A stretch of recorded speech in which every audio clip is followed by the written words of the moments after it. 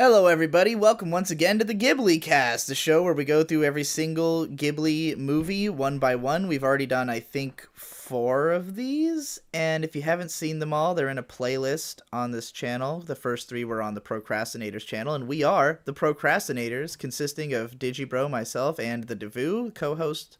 Alternate title is, no matter how I see it, it's your guys' fault I'm not magical. Hypocrite. The Sabrina the Teenage Postman. Oh. And for the first time on GhiBliCast, we're joined by Ben Saint. Hey, everybody, I'm here at last. I love anime, and No, you don't. Goodbye. I'll see myself out. No, no, I do. Yeah, I do. This is anime, right? And I liked it, so I like anime. We're talking about Kiki's Delivery Service, and Ben, you specifically wanted to be on this one because I think you said this was one of your favorite Miyazaki films. This is my favorite Ghibli. I haven't seen them all. I haven't seen like Porco Rosso or probably some other ones. No one's seen Porco Rosso. Everyone who says they've seen Porco Rosso is lying. I've seen it, and I like that one, but we'll get to it. But yeah, this is my favorite Ghibli. I'm excited because I know Digi has described this one as one of his lesser favorite Miyazakis, and I'm like, ugh, I hate it whenever someone has a lesser opinion. And I mean, rewatching it, I'm like, I think it's also one of my lesser favorite Miyazakis. Why can't someone have a positive opinion? You fucking asshole! I know. I'm ashamed. I could never be a mage. I'll tell you what. I have changed my opinion on this movie almost every time I've seen it, because the first time I watched it, it was the first Miyazaki film I actually liked. Back when I was younger, I didn't like his movies for the most part until this one. The last time I watched it, I concluded it was my least favorite. This time, I'm just like, yeah, it's a good movie. Like, I'm kind of, it's not my favorite by any stretch, but I think I like it probably more than Laputa, but I don't know, it's close. It's close between the two of them. I've never seen this one before, and I don't know, I'm conflicted about it. I'm not sure that I like it a lot. It's okay, but like, it's just sort of, I've watching Ghibli films very recently. This doesn't stack up to Totoro. This doesn't stack up to Totoro. There are things that I don't like about it, to be sure.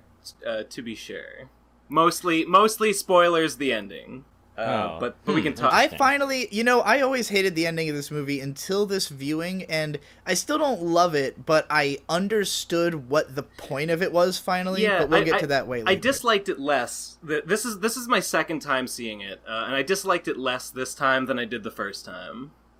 Well, Ben, I just want to ask you right off the bat, what do you like so much about this movie? I think what I like about it is just...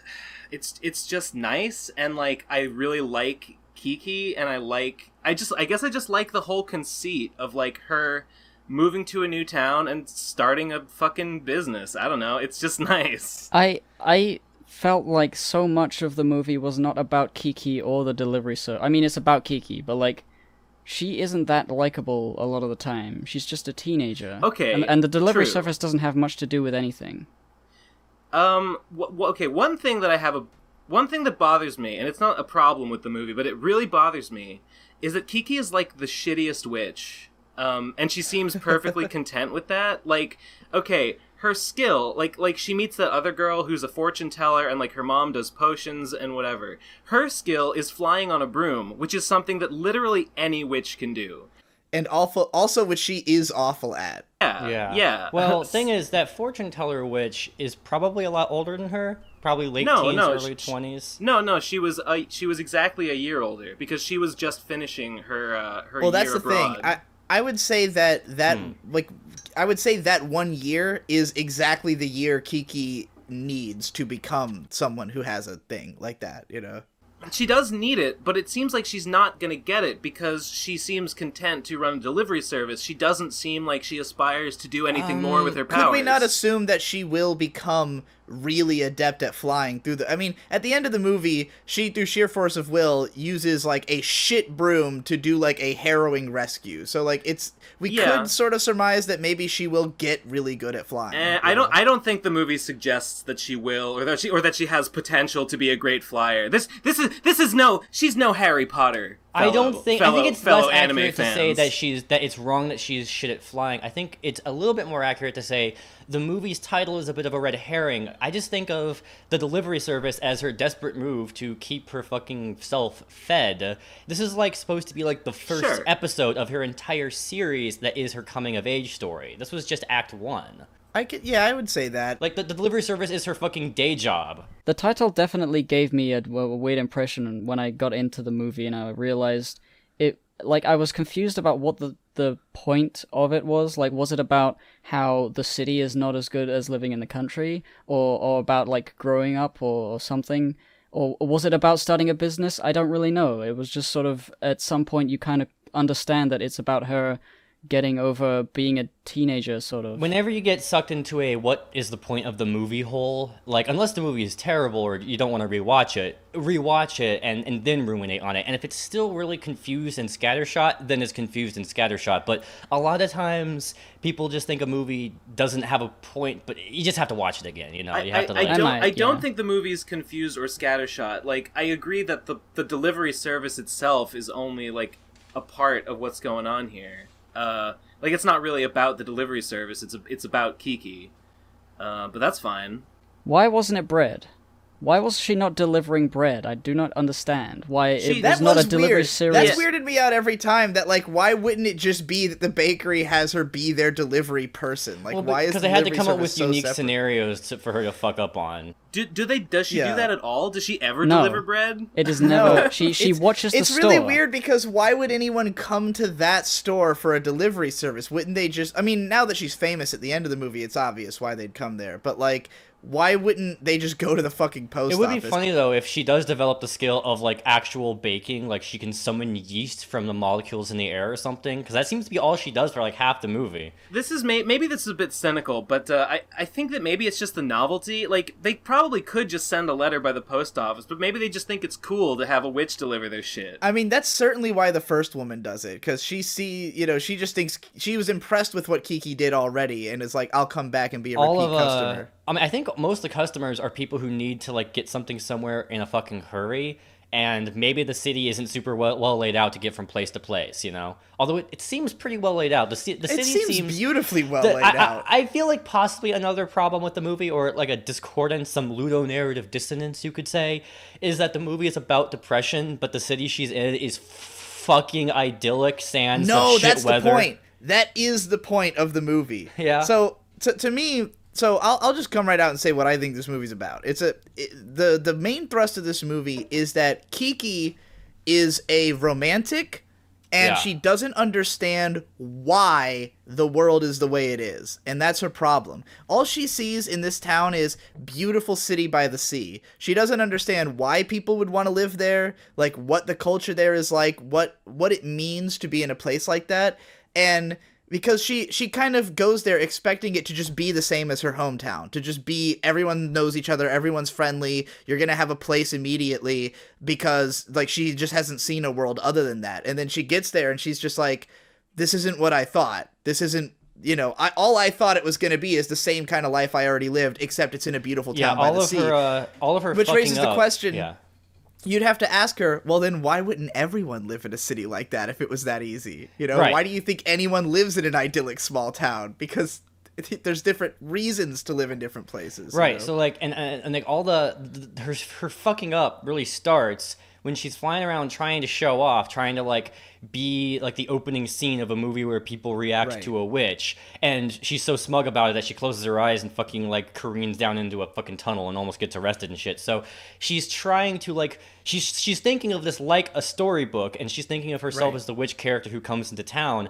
And I do think this happens with a lot of real life professions that have this sort of mythology behind them, like farmers or I guess gangsters or people with martial arts.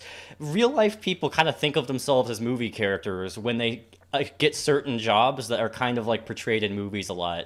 And it's cool to see how like mythology fucks up people's perception of how they're supposed to do stuff. What I like about the town being so idyllic and everything is that Kiki is basically surrounded on all sides by actualized people. Like, people who know why they're there, who have a sense of purpose, who are, like, in this town for a reason.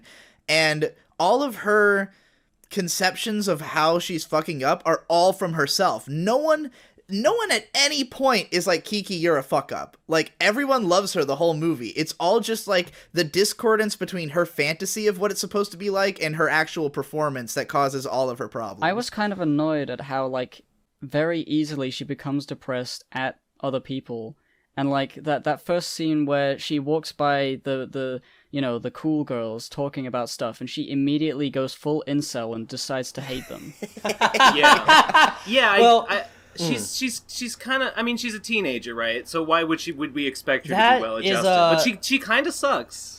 That's a little bit. That's the thing. That's a little bit more of a thing with girl neat autists more so than boy neat autists, which is even more contempt for normie girls. And this is something that's very much put on display in Jellyfish Princess. I was watching that with my fiance, and I was like, they always seem to like have absolute contempt for girls with a good sense of dress. Is that like a girl thing? And she's like, yes. I would say very much like Kiki.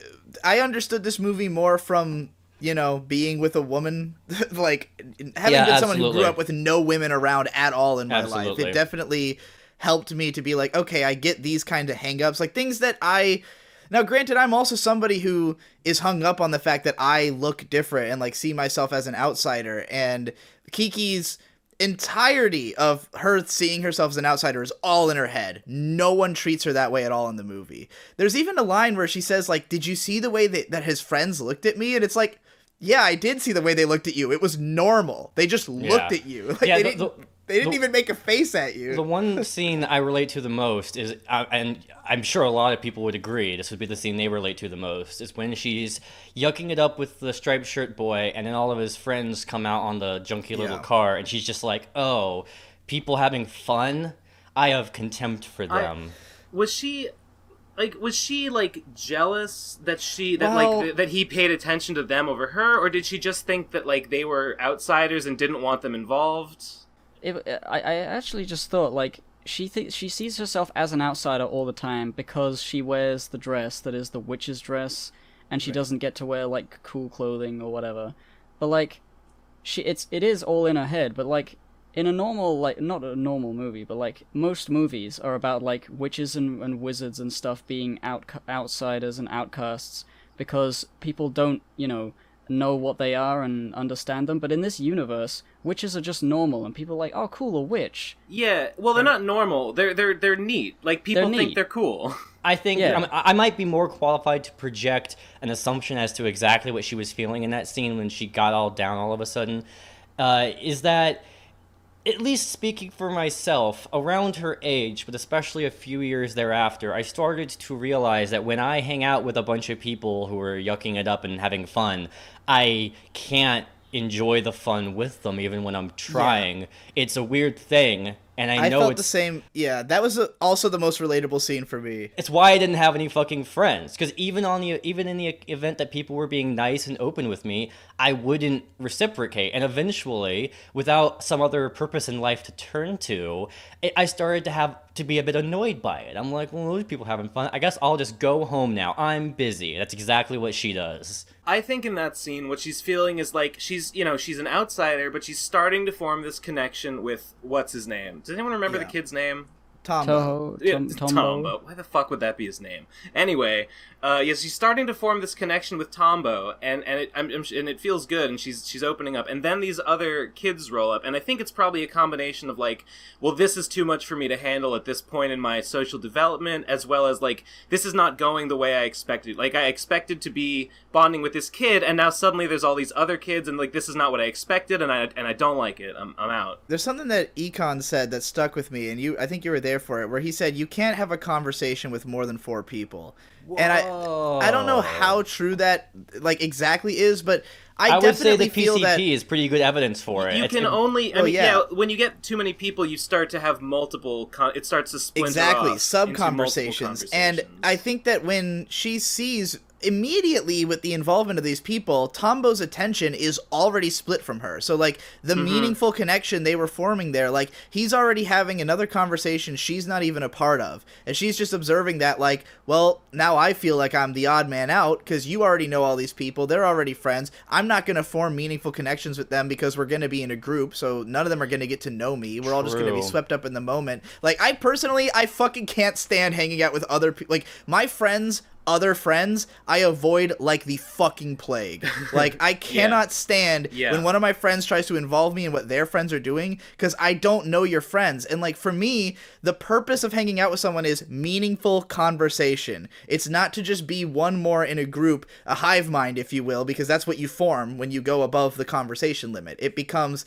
we're all just down for whatever, and that's when you get groupthink, and that's when people start just, trying to put on airs and appearances to be a part of the group, as opposed to speaking their actual minds. I understood why Kiki reacted the way she did, but it still really, really annoyed me. And I felt bad for Tombo. And I was like, Tombo is here. Tombo's doing this nice thing, and he's inviting you to hang out with his friends. I would have reacted the same way she did, even today. Maybe, and for this he gets snubbed and treated bad, and she was like, I'm out. See ya. I don't even necessarily think that it's, like, terrible that she did that. It's just that the movie, it gives me it gave me a bad idea of, like, why she would do something like that, to the point where I was confused and I was, like, in Tombo's shoes. Like, well, fucking, what the fuck? Like, I felt bad about her because the movie wasn't...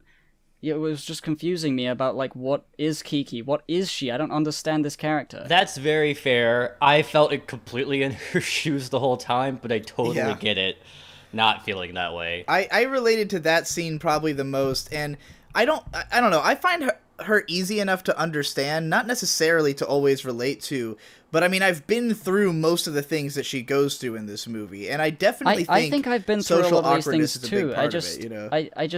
Well, that's the thing, like, if she was shown to be more socially awkward in, like, obvious ways, she's so agreeable and nice to most of the people she meets at the beginning of the movie, and then she gets depressed, and then she's almost bipolar, which is what I don't relate to. The most relatable moment of the movie to me is when she gets that second call to the old woman's house, and she's depressed and her powers don't work, and she hates her life.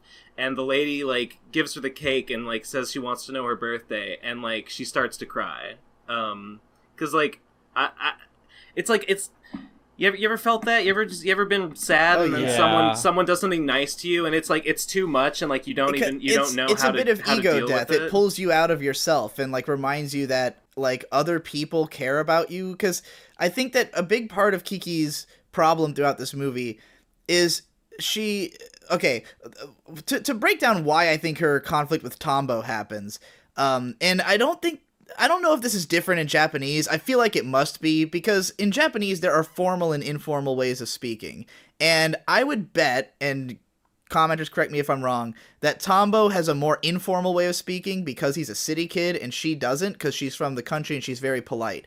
And so when she lands in the city, she tries to, politely introduce herself to everybody, and they're just kind of like, who the fuck is this weirdo? Let's get out of here. Tombo approaches her, but because of the way he starts the conversation, that he's impolite, he doesn't introduce himself first, he doesn't ask her name, he's just, like, ranting at her, basically. And then she, when she gets mad at him, she says, like, it's not proper to introduce, to talk before you've introduced yourself.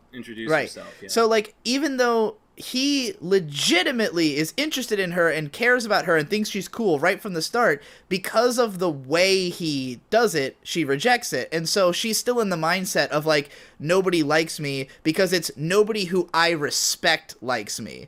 And even with his friends, I think a big part of why she didn't go with them, you have to remember, is that the girl in the car is the girl who she saw at the party and thinks is a piece of shit because she rejected the grandma's pie. So wait, was she in the car that pulled up? When Tombo was. Yeah, the girl says that girl came to my house to deliver a pie the other day. Like, the girl who's in the passenger seat says that. Yeah, that's right. So I think the fact that she thinks that girl's a bitch, and that she's also seen these girls walking around dressed in nice clothes. She already has some loser points with them by representing that dumbass pie she didn't like.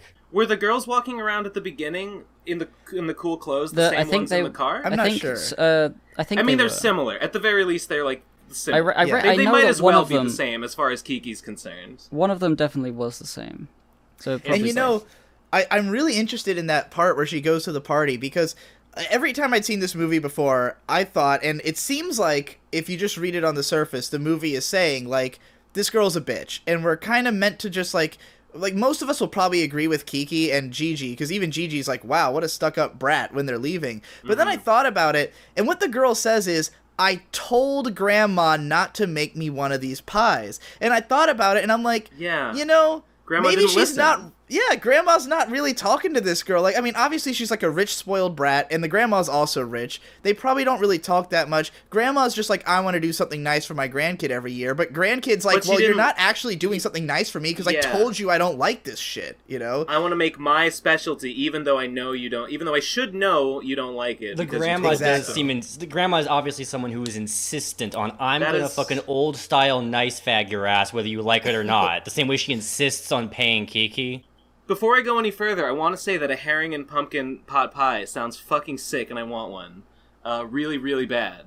Is that what's in it? Herring and pumpkin? Yeah, herring. It was a herring fish, and pumpkin. Right? Yeah.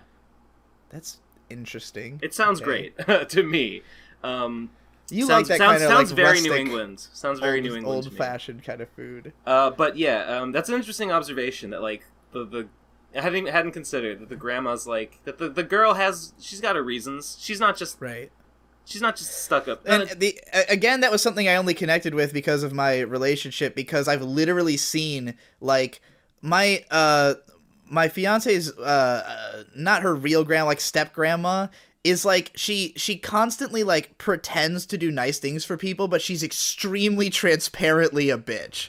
And, like, no one in the family likes her at all. So she'll just give you things that you don't care about and act like that's, you know, enough. Act like she's done you a big favor. Right, exactly. Right. And a lot of old people are like that in my experience, but, you know.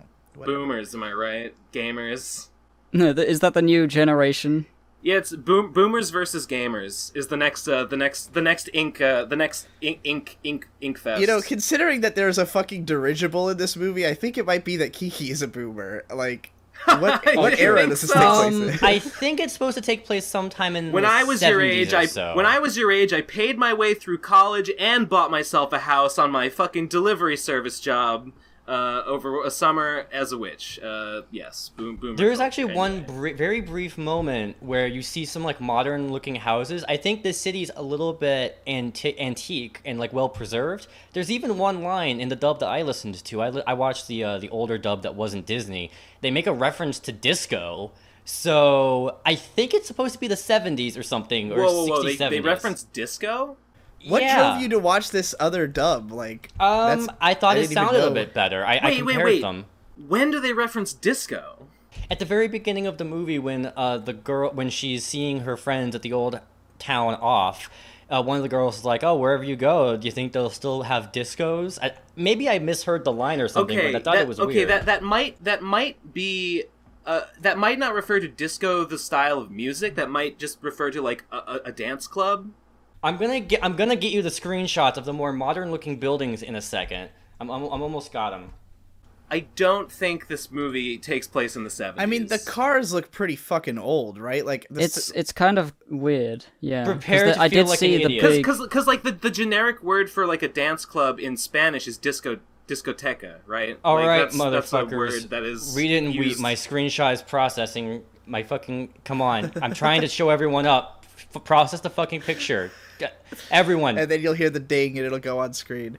God, I hope that really is the word and I didn't just make an ass of myself, misremembering high school Spanish. There we go. It's there. Discotheque is French. No, it isn't. There's no caption in this image you posted. What about these buildings makes them seem super modern to you, exactly? They look way more modern than the rest of the fucking building. I mean, they could be like from the 50s. Yeah. I'm not sure. I'm not an expert. I mean, I think this movie goes out of its way to not necessarily be in one specific place. Like, if you look at the signage on buildings, there's a lot of German, there's some English.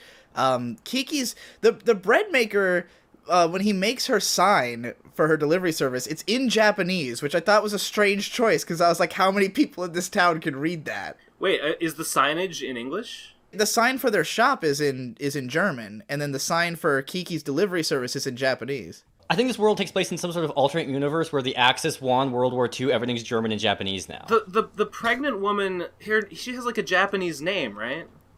I remember she had a strange name. Asano. Her name is Asano. Yeah, so why is, like, Kiki looks Japanese, but her name's Kiki, and, which, I mean, I guess that's kind of generic. It could be Japanese, Dude, it could be what anything. If all the Ghibli films are connected? But yet this red-haired woman, who is, like, you know, a native of this, like, clearly Western town, is named Asano? I don't know. Yeah, like, I as soon as Davos said, like, alternate universe where World War II went differently and everything's German and Japanese, I'm like, yeah, like, what if all the films are connected? What if this is Grave of the Fireflies 2, but, like, you know, Redux? Yeah. Well, I'm looking at I typed where is Kiki's delivery service set into Google. It says Miyazaki and his main staff visited Visby on the Swedish island of Gotland, and they also visited Stockholm. So I guess it's Swedish based. Nice.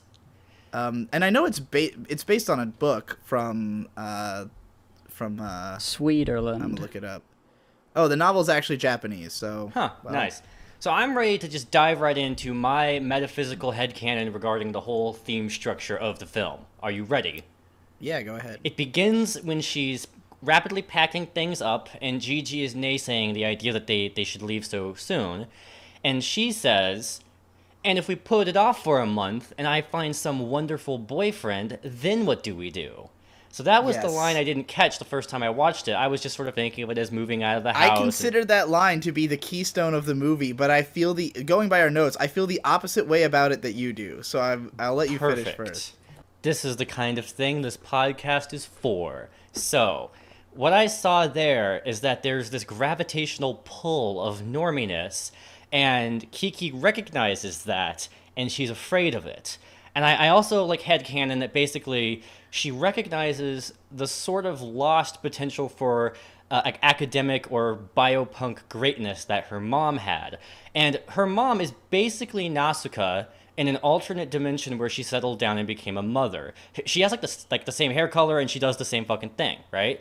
So I don't know if that was deliberate or not, but I think the implication is that she was supposed to stop by this old town, this small town, for like 1 year to do her training back when she was 13. That's what the old lady said. Like, oh, I remember you, alternate universe Nausicaa. You showed up here when you were 13. But hold on, alternate universe Nausicaa is still here. So she must have found the perfect boyfriend and got herself a kid and stopped advancing from then on out. Hopefully not when she was 13. Well, see, you know, that thing you just said, stopped advancing. That's where I disagree. Well, stopped advancing specifically in the category of, like, she slowed down. She can't become, like, an eccentric fucking billionaire witch with a giant mansion and stuff. But that's the thing. That is not something to want. That's how I felt about, what Kiki's whole misunderstanding is. She thinks, like, it was really funny to me when I heard that line, because I was just like, what do you mean you might settle down with a nice boyfriend? Isn't that what you want? Like, oh, absolutely, yeah. Well, but the thing is, if she does that, if she meets a boyfriend, then, you know, either she has to stay and can't go on this trip that she does legitimately want to go on, or more likely she'll have to leave the boyfriend behind to go do it, and she doesn't want to do that either. So it's like I better leave. Reasonable. I think the idea is like one of these days I'm gonna get a great boyfriend. I might as well leave now so that I'll get him in the place that I will be for the next year. Okay, Digi, I can see how the tone of my notes have misled my thought on the theme. So Well, mostly because of the sentence where you said this movie is more stressful than Grave of the Fireflies. Grave of the Fireflies. That's not because of that, but it's because of the fact that she's constantly fucking things up, right? That's what's really stressful about it. It's kind of a cringe comp. But is she? What does she fuck up? I mean, she drops the cat toy. Yeah, that was fucking stressful. So, okay. Yeah, sure. So the way I see it, and the somewhat inspired by your whole, like, we have to find the code of the universe spirit journey you had this month, I was inspired to, like, culturally appropriate some terms from physics that I learned from Kurzgesagt videos and turn them into metaphysical emotion concepts. I am going to police your use of these terms. Yes, I was not prepared for an actual physicist. So we have every piece of energy in the universe, and all organisms try to find their vacuum state, which is their lowest point of entropy, right? What? Yeah, something like that. So... What? Yeah. Go on. This is what Kurzgesagt said, not me. Don't blame me. Boy. So I see that as being something a human being does to settle down when they get older. That's basically when you've grown up. And everyone's going to do it, and Kiki does want to do it, but it's sort of like if you're at the top of a hill and a ball rolls down the hill, it's gonna like fall on a trench somewhere. That's when it's hit its vacuum state. That's when it's hit its lowest entropy. Let's put it this way. How about instead of vacuum state, we use the phrase sense of purpose? No, Devu. It seeks its equilibrium state, which is the lowest point of energy. Okay, cool. Equilibrium state. Vacuum state sounds funnier though. Vacuum is also an alternative to a broom. Vacuum state just sounds like the opposite of what you're describing. Well, vacuum state means that too. But lowest energy, not entropy. I like the idea of a vacuum state because it sounds like a replacement for a broom. You know what I'm talking about? Anyway, so I had one more sentence to say for that fucking theme, which is that you basically, in your youth, you have to decide where to steer your vacuum. Like, you have to decide, like, where you're going to settle down, because once you've settled, you're stuck, right? So Kiki you're not stuck. Like, you could. It gets really hard to get out. It's just funny to think because assuming Kiki did stay in that town, there's two paths that she could have gone down. Either, yes, she meets a nice boy and settles down and is happy for the rest of her life, or she's unhappy because she doesn't want to live in this small town, and her new boyfriend leave. Like, you know, I moved to Rochester to be with May. Rochester sucked, and we both hated it there. So, like, settling down with somebody didn't mean let's stay in the small town that sucks. We moved to fucking Boston, you know? Which is very much like the city in this movie. It's, like, very similarly kind of organized, I would say. So, for, like, the moment that she shows up at this town, and then for, like, the next 30 minutes or so, you see the push and pull as to whether or not she wants to stay there. She doesn't seem to air any lines of dialogue regarding whether or not she wants to leave, but you see it in her face, and Gigi says it for her. Because it seems like the perfect kind of town. She checks up, makes sure there's no witches, which apparently there can only be one witch per town, or else there's going to be some trouble. That I didn't understand. It seems to imply that there is an incredibly small number of witches in the world. Right. But like, what would be the problem with multiple witches? Like, if one witch does fortune telling and one witch does a delivery service, what would be wrong with having more than one witch in a town? Is it actually a rule, or is it just that she is imposing on herself that she doesn't want to be? Doesn't want to have to compete. She wants to be the witch. You know what? That seems like something that Kiki would do. It came off to me as like some kind of archaic witch tradition, but I guess it never actually says that. My leading headcanon is it's similar to Mushishi, where the more magic users are in one spot, the more it's going to attract spirits. So if, say, 7 or 8 witches start, like, ganging up in one town, you're eventually going to have, like, an abundance of crows and then red skies and then dusty peaks. I don't think this is a world where there are malevolent spirits to be attracted by witches. Mm-hmm. I mean, maybe they're there, but they're probably pretty manageable. So she checks up to make sure there's no Kiki. witches, right? And so she's like, cool, this looks like a good candidate. I just stumbled, like, ass backwards into this place. Who knows if I'll be able to find something better. But then she's, like, immediately gets in trouble with the police officer and feels like an idiot. And there is this scene where she's standing on a balcony, and it seems like she's considering leaving, and at that exact moment, she gets vacuumed. She gets sucked into the vacuum state, with the whole pacifier delivered to the baby thing. Now she has a sense of purpose, and now she's getting kind of tied down, right? This is the push and pull of, like, never knowing whether or not the grass could be greener on the other side, but you don't want to, like, lose what you have in your current place, right? And she gets more and more sucked in, and who knows, if it hadn't been for, like, the fucking hippie girl and maybe the old lady, it may not have, and the boy, it may not have ultimately been worth staying in that place. She could have gotten sucked into a bad situation. Well, I mean, she could. If those things hadn't happened and things hadn't worked out for her the way it did, I mean, she could always. I mean, I guess it would kind of suck because she's supposed to spend a year abroad, and if she'd had to, like, relocate halfway through, then, like, you know, she would have had to start all over again, and she would have only have had half a year to build up her delivery service or whatever. And what's really interesting is that Gigi, the moment he gets laid, he gets sucked completely into his vacuum state and loses his, like, what would you call it, like, Homo sapien connection magic or whatever the fuck it is? No. I don't think that's what happened. I think that she couldn't understand him because she lost her magic. I don't think it had anything to do with him getting laid. I'm kind of annoyed at, like, how many questions there are to ask about so many aspects of this film. Also, cat sex is fucking horrifying. Just throwing that out there. Okay, compared to like other Ghibli films, they have like a simple, easy to understand plot, and it's just really nice. But if you look at the detail, you'll understand even more. But it feels like in this, the bare minimum is to watch it twice to understand anything that's happening, because it's so badly conveyed. Like, I don't, it's not, like, terribly conveyed. Personally, but, like, I felt that so way many about, like, every come Ghibli up. movie, to be honest. I don't feel like my experience of Kiki on the second time through was hugely different than my first one. Alright, well, I'm just considering that maybe I need to watch it again, because there's so many questions, and there's no real answers to them, and they're not really important questions, it's just... Right.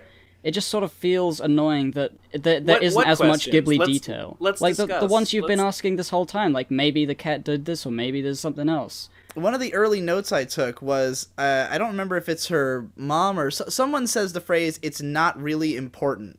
And, like, definitely a part of the message of this movie is don't sweat the details, don't sweat the small stuff. Because Kiki is so fixated on the, like, oh, I have to leave on the perfect night. And it's like, that is fucking irrelevant to what this is. You know, like, to what this journey is. Like, well, I mean, she needed good weather. It seems like the weather is unpredictable AF here anyway. Like, you can't even have a blimp anymore these days. What the fuck? Yeah. But, like...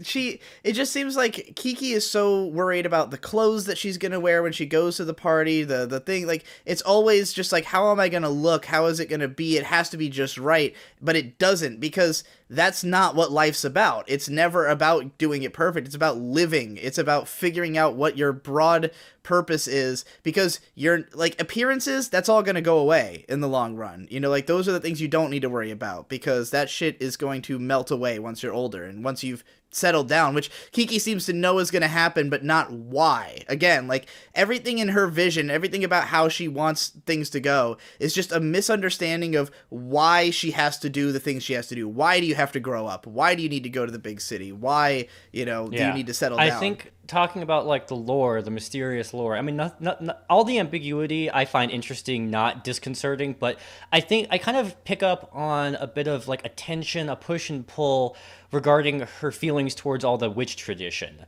because she loves to exploit the tradition that you leave when you're 13, because obviously she was jonesing to bust out as soon as she could, and there's even a line of dialogue it isn't in the Disney dub, but it's in the original dub and in the sub. I have a download that can switch between all three, so I checked, that says almost no one leaves at age 13 anymore. Because obviously times are changing, people are becoming millennials, and NEETs are happening, probably. We're probably only a generation or two away from that. People are becoming millennials? It's all, even in the 40s or whatever, it was already happening. So what I think is interesting is that, like, you know, when you grow up with American media, when you grow up in that country, the standard rebellious youth is always just completely dismissive of all the old ways. You know, it's all written by people in LA who all escaped the fucking Christian traditionalism they all have contempt for. And it turns every fucking, you know, rambunctious kid into the same fucking idiot who just doesn't have anything to do with the old ways. But when there's writing about a kid from a more conservative, traditionalist country, there's a much more nuanced take on it, which is that she doesn't like dressing in all black, but she's like, well, like, I guess it's the tradition, so I guess it's what I'm supposed to do, right? Mm-hmm. I have written down Kiki's selective hearing, or selective listening, because there's a part where when the crows warn them about, like, hey, there's a wind current coming, and Gigi's like, hey, the crows are letting you know, and Kiki just blows it off, and it's like, it's really weird how, like, she clearly has respect for authority and her elders, and she has respect for people telling her what to do, but it's entirely up to her to ultimately make the decision on whether she agrees or not. And, like, you know, so she just totally ignores this advice about moving up, because she's just like, it's crows, whatever, you know, like, and then she gets fucked over and loses a doll, and Gigi's like, I told you, the crows warned you, like, why didn't you, like, you listened to other things I say, why did you choose not to listen to this? But that's just fucking how kids are. Just straight up, that's just being a teenager, you know? I like the cat. The cat's fucking cute. Yeah, and man. Looks good. Speaking of the cat, so there's more than one dub? Yeah, I don't know when the original dub was. Is the Disney dub the one that had Phil Hartman as the cat? if it's whichever one, the cat kind of sounds like this. Right. I recognize the voice. I'm almost certain it was Phil Hartman. I also it says the Disney dub is Phil Hartman. The kid with the dog. Maybe am I fucking nuts, or was the kid with the dog voiced by Rainbow Dash? No, it was similar. I know the actor. I couldn't remember. I'm gonna look it up right now. I'm looking it up too. I'm IMDbing this shit. So there was a dub by Streamline Pictures / Tokuma in 1990, and then Disney in 1998. So yeah, I think my original viewing was subbed, so I thought I'll go for dub this time. And Kiki in the Disney one is voiced by Kirsten Dunst. And I just thought that version was more professional but more bland. So I went with the older one, which was more goofy, more cheesy, but had a little bit more character. I'm really not even sure which one I watched now, but like I did not like Kiki's performance in whichever one I watched. It probably I the thought Disney she sounded one, weirdly TBH. flat. Yes, yeah, the Kirsten Dunst one. I mean, Kirsten Dunst is kind of weirdly flat. That's kind the of her one thing. where she goes like, "Don't come crying when you're as fat and round as a pancake, Gigi." Yeah. Oh, what's funny is that line. Yeah, so I checked. It is different in the sub versus dub. It's kind of funny. In Japanese, she says, "Oh, I'm not gonna have any money. I'm gonna have to eat pancakes forever, forever, forever." That's what she says in Japanese, translated into English. In the dub, she says, "I'm gonna eat pancakes every day and then become fat. Yeah. What a stupid bucket.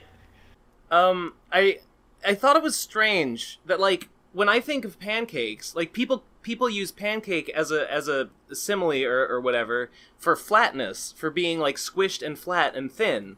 Kiki uses its roundness to imply fatness. Like, you will become as fat and round as a pancake. Maybe pancakes in Japan are the same as bread in Japan, which is that they're much thicker and Bobby fluffier. Hill. It was very strange. It's the voice of Bobby Hill. Dude, awesome. Wait, who? The kid is? That kid is the person who does his voice, does the voice of Bobby Hill from King of the Hill. I cannot find an IMDb listing for the Disney I went on version. Wikipedia, but yeah, Wikipedia has it. Okay. Yeah, man. Fucking Bobby. Once upon a time, Hypocrite invented this term called non-diegetic and diegetic. And in this movie, at the beginning, there's a scene I where invent those? the opening theme of the film starts off non-diegetic, and then it switches over to the radio once the dialogue starts. That was cool. You know what I'm talking about? Yeah, I see. It's just like playing the song, and then it switches over to what it actually sounds like for her, which is on her radio. It's just a neat little transition. That is kind of funny, yeah. You know, yes, get I you like back that. into the movie. By the way, that snotty, snooty fortune teller witch, I really am annoyed she is not a character in the film. She seems like your type. Yeah. Yes.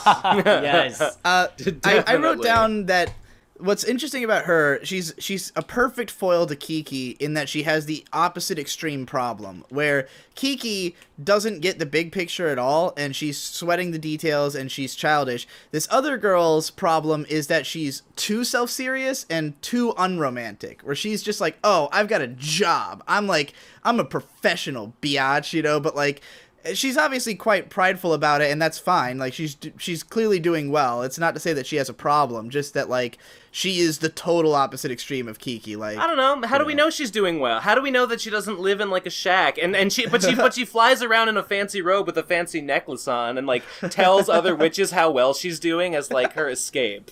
Maybe, but like, I think it was implied that she is doing well because for some reason the windmill in her town has neon lights all over it. Yeah, like, that was weird. Everyone in the town is doing so well that they can afford these fancy lights. I don't know whether that was the point. I would definitely but it was say very strange. One frustration of this movie is I kind of wanted it to like then have a 26 episode series documenting the whole year that she spends in the town. Because I really like the lore in this. I really like where it could go. It really does feel like... I would absolutely watch I the wonder sequel. if the novels go for a lot longer. I wouldn't know if there's a sequel or not. Not to just skip straight to the ending or anything, but I'm going to do that.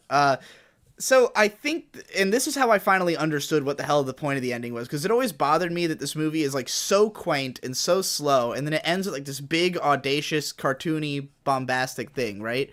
But like, so it bothered me that it was such a big, chaotic ending, and then the movie's just kind of over. But like, eventually what I realized is that the main thrust of Kiki's depression is that she thinks she is not being accepted in this town. Right. Like, she has it in her head that people here don't like her, or that she doesn't have a place, that her skill set's not really worth anything. And, like, she gets a sense of purpose early on when they let her do the delivery service, but then she's just bad at it. And, like, there's a part where she says, I used to enjoy flying until it became a job.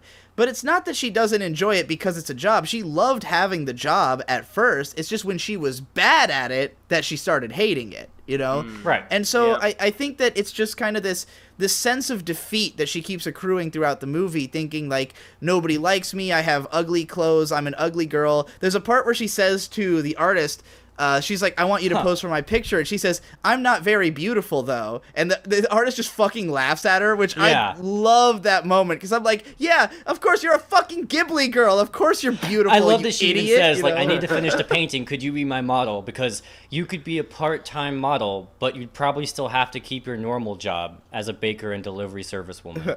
I don't think that was in the Disney dub. I don't remember that line at all. That's interesting. That's interesting. It's a reference. It's a reference that I got that reference. You got it. Good job. You did it. You did the reference, yeah. Well, I don't get it. Yeah, I don't get it still. Anyways, but yeah, so she says, you know, she's saying that she basically is just disappointed with herself, and she keeps getting more and more depressed because she keeps fucking up and failing. But the reason that it had to be such a big event, and the keystone moment in the ending, is when she gets on the broom and literally everyone in the streets is looking at her. This is like the moment that could either be the most othering imaginable if she fails, or she's about to be a hero in the eyes of literally everyone in town.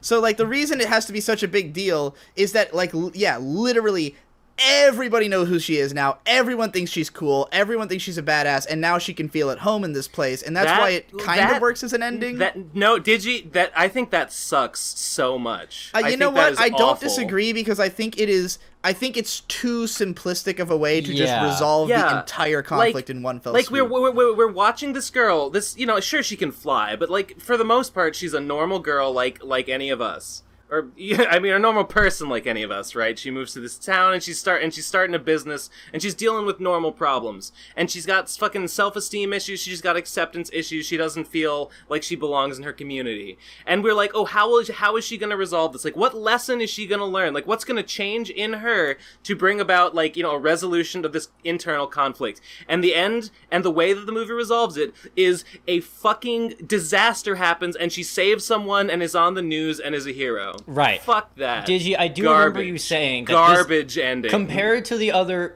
Miyazaki movies, this one feels like it's written a lot more mechanically. It has more of that, like, Hollywood You know structure. what it is? It feels like more of an adaptation.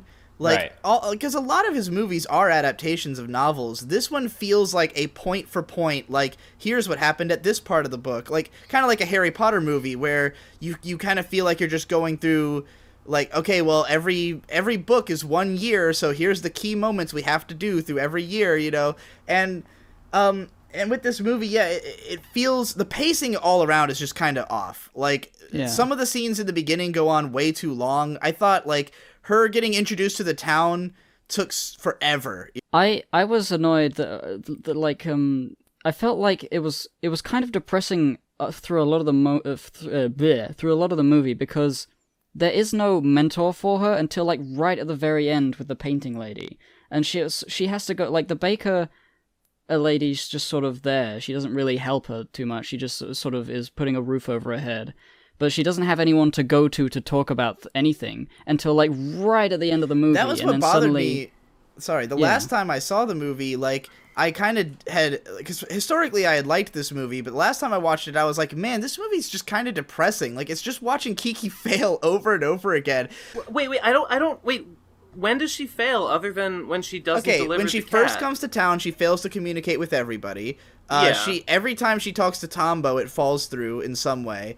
Every time she does a delivery, it falls through in some way. She doesn't want it to go. No, she does like Tombo from the very start, though. Because when he invites her to go to the party, the second time they ever interact, she's like fucking like super through the roof with excitement to go to the party. Like, I think she really appreciates Tombo because he's paying attention to her. It's just that she wants it on her terms. Like, she doesn't like She doesn't like what he stands for because he's not the kind of guy who she thinks she wants, or not the kind of person she thinks she wants. But like when she sees his flying machine, then she realizes, oh, okay, this guy's like passionate, he's building something, like he actually is a human, you know. That was when, to me, she definitely, like, maybe she was interested in him on some level, like when he invited her to the party, but when she shows her the flying machine, that's when she definitely warms up to him and is like, okay, maybe I do like this guy I guess now. one's reaction to this entire movie will hinge on the fact that you're really supposed to relate to Kiki in every scene, and so it just so happens that me and Digi like are pretty close compared to probably the vast majority of people, I would say. So like I feel like I'm able to get every scene. It's not even that I completely connected, because again, I've seen this movie 4 times, and this is the only time I fully felt like I appreciated what everything was about, but it was less from relating to Kiki and more from relating to the adults around her. That like, and granted, in the end, I can look at Kiki's attitude and I can say, yeah, everything she does in this movie is kind of how I was as a teenager, except that I think I understood a lot more of the point. Like, I don't think I was as foolish as she is, but like, it's through listening to how other characters talk to her that I started to get what the movie was trying to tell me about Kiki. That like, it's not so much that I relate to her like, I've never really been somebody who cares about how I look in public, like, or not that I don't care. I other myself the same way that she does in my mind, but in Kiki's case, she can project that onto, it's because I have to wear these uncool clothes, and like, that's the only reason. And for me, it was always like, no, I just hate other people, and like, I think the fact that they would look down on me for wearing what I wear makes them pieces of shit. Whereas for her, it's like, I am a piece of shit because I don't have good clothes. But like, the reality for both of us, and this is where I did connect, is that was never the case. People like her outfit. And one of my favorite lines is when she comes to Asano and she's like, I'm not going to have time to, like, I don't have any clothes. Like, what do I do? How do I go to the party? And Asano's like, just wear what you're wearing. It makes you look cool and mysterious. And it's like, yeah, of course. Like, when you think about it, of course she's wearing the best possible outfit. Because as long as you're confident, you can rock anything. Like, you know, we're all big peacockers here, like clusterpunk motherfuckers. Me and Ben especially. Like, you know, we'll walk into a party and people aren't going to say, wow, you're a piece of shit for wearing that weird shirt. They're going to say, what's with the weird shirt? And if you go,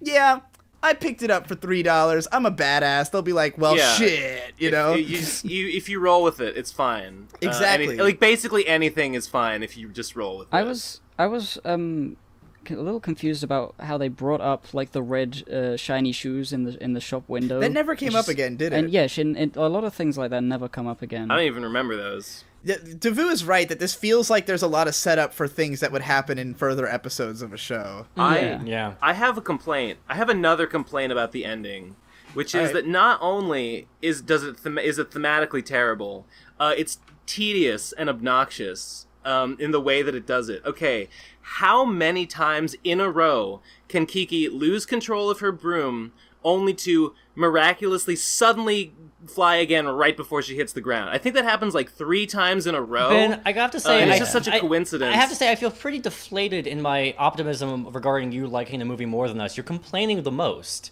Yeah, well, because the movie sucks shit and it's garbage. No, I mean, I like everything.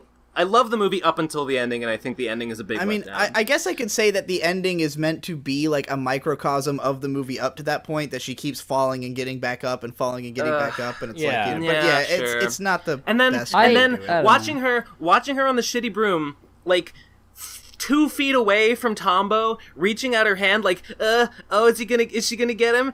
Oh no, she fell. Oh, this time? Oh, is she gonna grab it? Oh no, she fell. And then, you know, and then he falls and she catches him in midair, and it's like, Jesus fucking Christ. I would say that this movie has a problem with a lack of variety in general. Like, they could have, like, but with that ending scene, but also with the whole movie, it's like, we watch her, like, have 2 different times where it's just like, the delivery went horribly wrong, and both scenes feel exactly the same. It's like, she's stuck, like, you know, the scene where she drops the cat and the scene where she gets rained on, like, it both feels like the same thing. And the ending, she keeps hitting buildings and everything. Or even at the start when she flies over the town, it's just like, here's a bunch of shots of the town. Like, there's not enough here and then there, you know? I remember in your previous review of the movie late last year, you addressed the whole repetitiveness complaint, which I think, going back as far as I've watched your videos, you often bring up the repetitiveness complaint, but I think it's often more just a case of the stuff that is happening is less fun. That's what I would describe Kiki as, the movie. Like, the stuff that's happening is not as fun as, like, Totoro or Ponyo or Spirited Away, and so it feels more repetitive. I mean, I feel like they're banking on the fact that you love, like, the idea of flying on a broomstick, and you can be like, oh, imagine if I was up on that broomstick. And that's, like, because it could have been a girl on a bike doing all of this. I feel like my fucking point there is going to be trampled on if I don't present my evidence, which is that Totoro, if you don't at all jive with the idea of girls hanging out in the woods with floating cats, it would feel repetitive. Like, the 3 different scenes they spin together, if you don't like it, will feel like the same scene every time. If you're really into it... I mean, like, if you watch Totoro, though, like, the whole cat bus scene, that is, like, such a distinct scene that feels like nothing in any other movie, and there's nothing in this movie that has that level of, like, just creativity and uniqueness and inventiveness. It's like, the problems that she faces, like, she gets attacked by crows, and in one scene, there's a rain, you know, like, yeah. There's nothing that makes this, like, feel like, wow, I couldn't have got this from any other movie, you know, like, this is totally Miyazaki. What this movie offers very uniquely is the incredibly well-considered physics about her flying, right? You know, if you compare it to someone like Superman in animated incarnations, it's not really, like, clear how he's flying. Is it propulsion? Is it magnetism? It seems like with Kiki, it seems like with witches, it's some combination of, like shutting off gravity within your own mass and then also airbending around your broom, right? And yeah, times when she's, like, kind of running into buildings but kicking off of them a little bit. Every little time she does it, there's little nuanced differences. I think it's less about showing an incredible variety and more about more deeply exploring one set of cool magic shit. And for me, indulge in the fantasy of flight on a broom. For me, it made me think about how I want a video game that can control that well, which I don't think is going to happen until... It made me start thinking about how we need neural inputs for video games. Then I think you can play a game as a magic user where you have to tap into your inner self to release the magic, and then you analog stick your way to victory. So I like the flying. If you want a movie about witches and broomsticks and magic that's not more in depth, but I like it more, Bedknobs and Broomsticks by Disney, the live action film that nobody remembers. It's got a lady. She's old and she's worn out, but she's like, I'm gonna learn to be a witch, and she does the broom thing. But I just like that more because there's a lot of, like, stumbling blocks to doing it. She doesn't just do it once and then she's good doing it and then smashing into things. It's like a big struggle for her. You guys ever see Hocus Pocus? You guys ever see that movie about the witches that are all, like, really interested in this 13-year-old losing his virginity? And it's all about how this kid's just gotta lose his fucking virginity. And then he does. It's really weird. I just thought I'd bring that up. That's a good witch movie. You guys ever seen Harry Potter? Remember when he says, one of the witches is really hot, by the way. Watch Hocus Pocus. It's really great. And the firebolt, and he plays Quidditch. Really quite good. Yeah. Yeah. So here's something that I'm just gonna bring out my full-blown cynicism, and I'm gonna say that this movie, I watched it this time with the thought in my head, how the fuck did they make a Miyazaki movie in 1 year? And the answer is, it's just not as good. Yeah, this one is way more about the backgrounds than it is about the animation. Yeah, at the beginning I was really into how it was looking. There's a lot more, I'm not even going to say shoddy, just less perfect character art and animation, more just like, I don't know, it feels more like a regular anime movie than like a oh my fuck it's Ghibli. And granted, like, we've chronicled throughout this that, you know, they up until this point, like, they kind of improved on one another. Like, My Neighbor Totoro was a step up from Laputa, was a step up from the one before that. But, like, with Totoro, I felt like every scene was really well considered. Like, whether it was repetitive or not, every scene was timed perfectly, like, you know, to express something. Like, he sat down with each scene and really thought about how it was going to go. And with most Miyazaki films, he starts making the movies before he even writes the script. So, like they're usually in the animation stage before he writes the script. So, like, when you think about Totoro, it was obviously constructed that way. It's not a dialogue-heavy film. The scenes are about the scenes. In this movie, it's an adaptation of a book. It was going to be directed by somebody else because Miyazaki and Takahata were both busy, so he had handed it off to somebody else. He was dissatisfied with that guy's draft and just said, fuck it, I'll do it myself. So, I think that it just feels like a movie that Miyazaki didn't have as much of a personal hand in. You know, it just feels like that's why I said it feels more like an adaptation. It does not feel like it has his, like, auteur hand hovering over every scene that just overwhelms you with not knowing what to think until you really ruminate on it. Is Takahata the guy who directed Only Yesterday? Yeah. Oh, man, can I be on that one too? Hell yeah. Well, okay. So wait, so he did not have anything to do with this movie, though, right? Okay, well, I kind of, like, both of the movies kind of have a similar tone problem for me. Or it's not a problem, there's just something about the tone. In Kiki, it's when the I don't know, maybe this is dumb, and I think I'm almost thinking myself out of it as I'm explaining it, but I'm gonna say it anyway, because I felt it in the moment. When Kiki is at the old woman's house, and she's running late for the party, you know, they're baking the pie or whatever, and they're like, oh shit, Kiki, you're almost late for your party.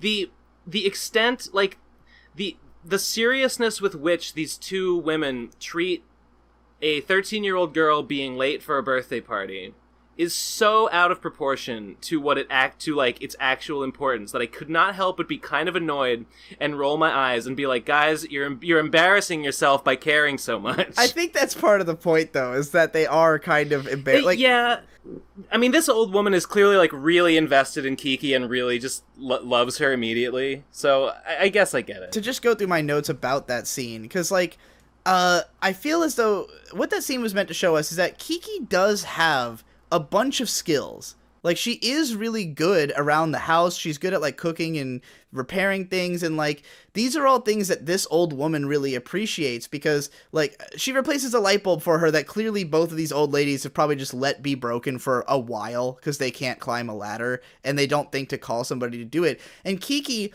all she really wants throughout the whole movie is to be useful. She just wants to have a job, to have a purpose, to have a place in this town. And so, like, when she hangs out with these old ladies, it's like she finally has this opportunity of, like, some needy person who, like, is clearly kind of lonely and is, like, really excited to have a young person there. You know, her own granddaughter clearly doesn't like her and is never around. So, like, she gets to kind of vicariously experience having a granddaughter around and one who's helpful around the house and has these kind of old world skills that resonate more with the grandma, whereas the younger, or, you know, her actual granddaughter who's from the city who just, you know, wants to go work on fucking planes, which her grandma probably doesn't even understand the first thing about, you know. So, like, I get why the grandma is so attached. She gives her, like, a huge amount of money, which is a total old lady thing to do. Just, like, you know, oh, here's an extra $20 because, like, you did more than, you know, you did more than even you were asked to do, and we held you for so long. But here's ambiguously large amount of money. Ambiguously large amount of money? Thank you. But I love her assistant because she is somebody who has come around full circle to caring too little about appearances. She's like a cautionary tale. It's like Kiki cares too much about appearances. The old lady who's the assistant is, like, just, like, she's a child again. Like, she's come around to just being a child and not really caring about anything because she's so happy and so contented to just work for this other old woman who's not going to judge her in any way, that she could just be a fucking kook and it doesn't matter, you know?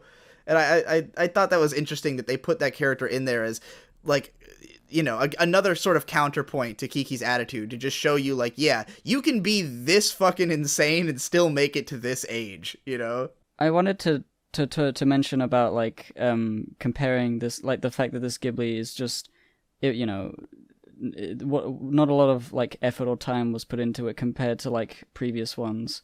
Compared to Totoro, I noticed, at least, I would say. Well, yeah, Totoro, well, you know, the whole, like, director changing thing.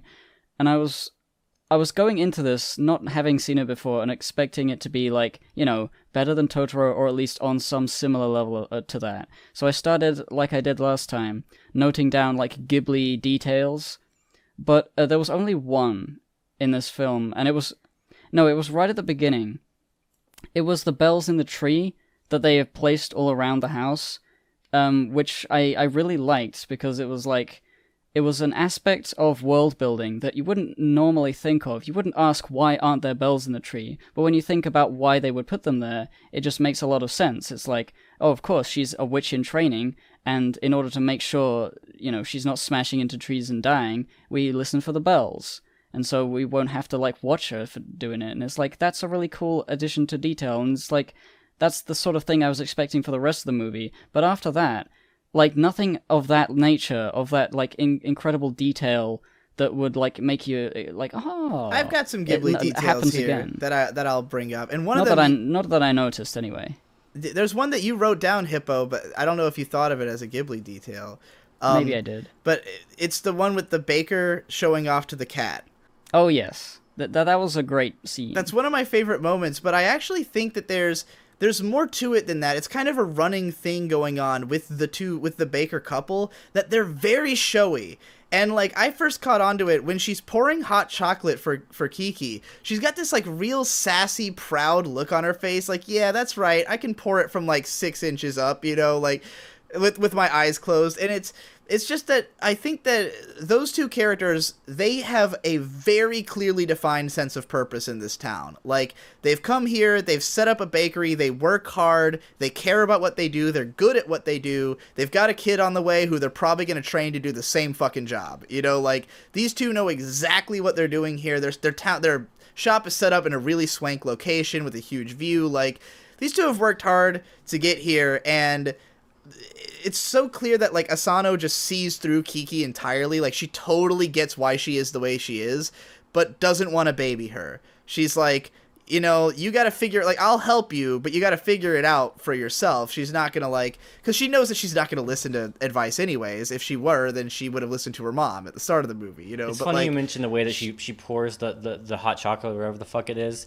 One time me and my friends went to, like, a Chinese tea shop, and the guy who was Chinese, he poured the hot water into the tea in all of our cups, like 8 inches up, but all of them spilled slightly because it was too high up. And I was just like, what? So, like, he walks away, and, we have a little hot water thing for refills, and I, like, people are like, hey, can you give me a refill? I'm like, sure, here, let me just, like, pour it, like, 1.5 inches up off the cup, because I'm not a maniac who, like, tries to show off fruitlessly to the effect of pouring it on the fucking table like a weirdo. And I just wouldn't stop shitting on the guy. Everyone was telling me to shut up. I was like, dude, what an idiot, though.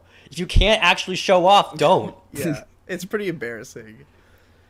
What was your Ghibli detail you wanted to mention, Dabu? Oh, I posted an image of it on the chat.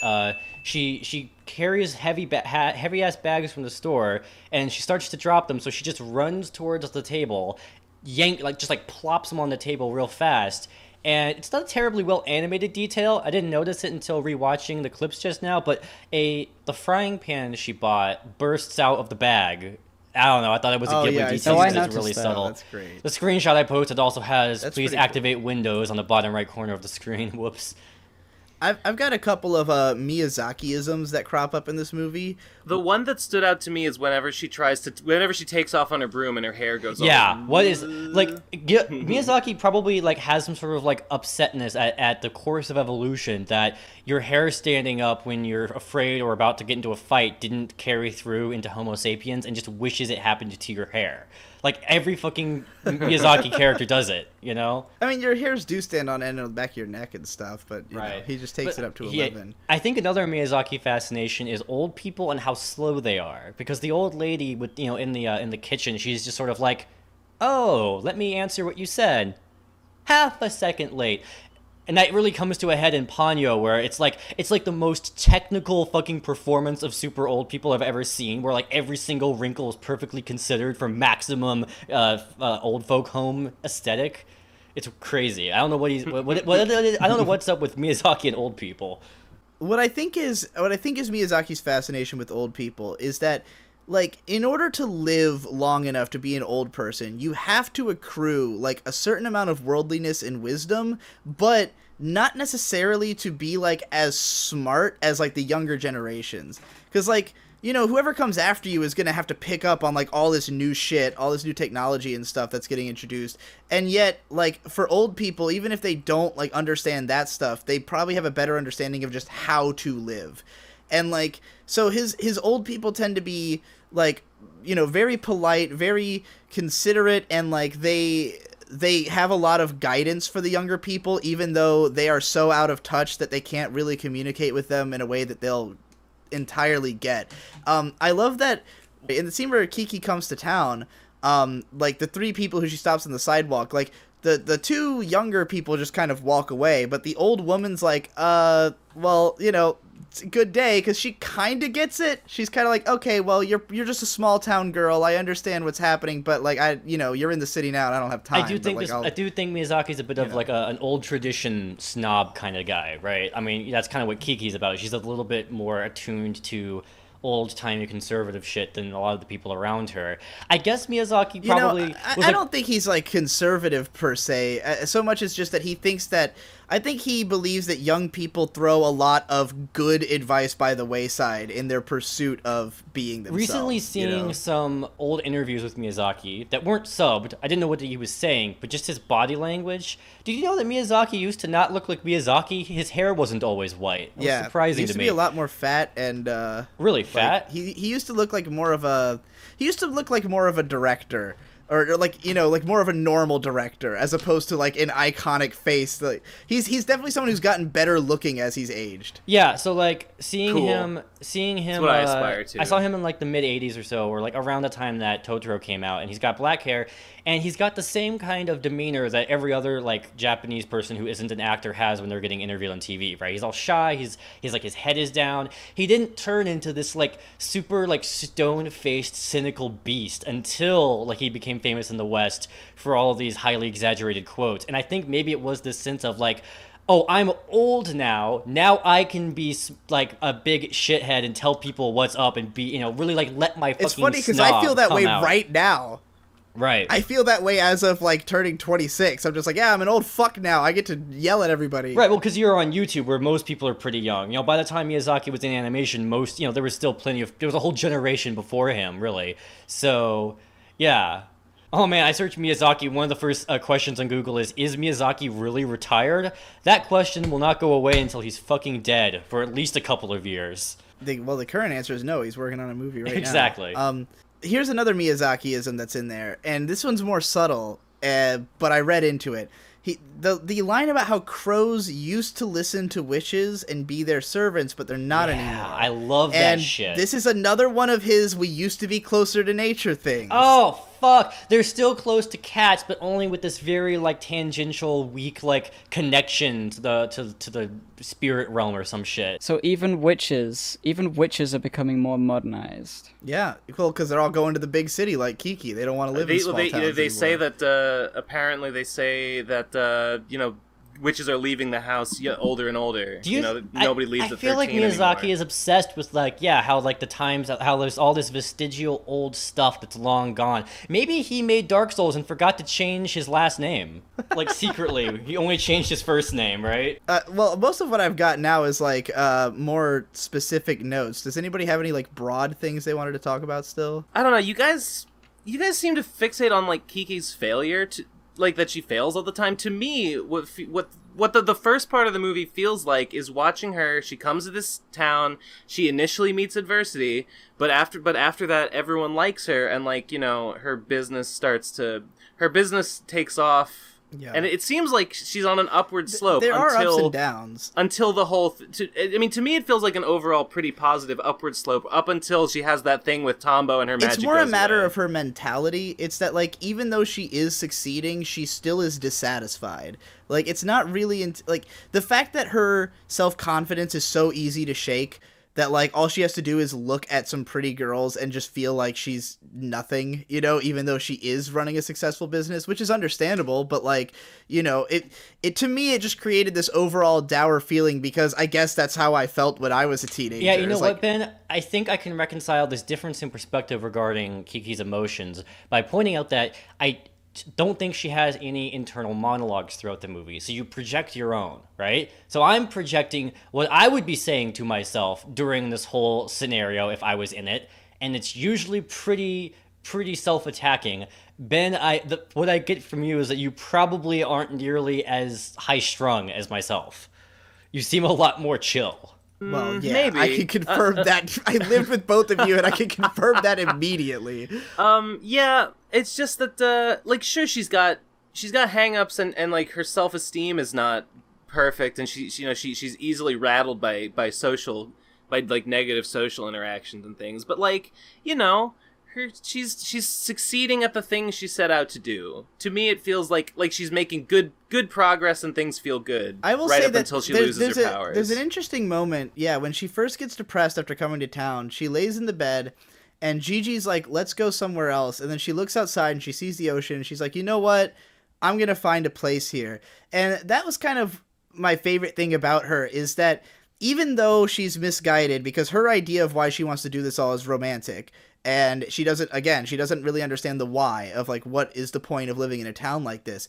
That is nonetheless good enough. Like, that romantic ideal, like, she sees the town and she's like, you know what? This is the town of my dreams. So I just need to figure out what it means to live here. And, like, that's where she starts to get some understanding and starts to get some power in that. And, like, she only really becomes depressed when she fails to find that place. But then as soon as not only, like, the art, the artist woman, like, gives her the mindset advice, but it's really when the old lady shows her the cake that I think she realizes, oh fuck, I did have an impact. Like, the things I did, people do care about me, people do want me around.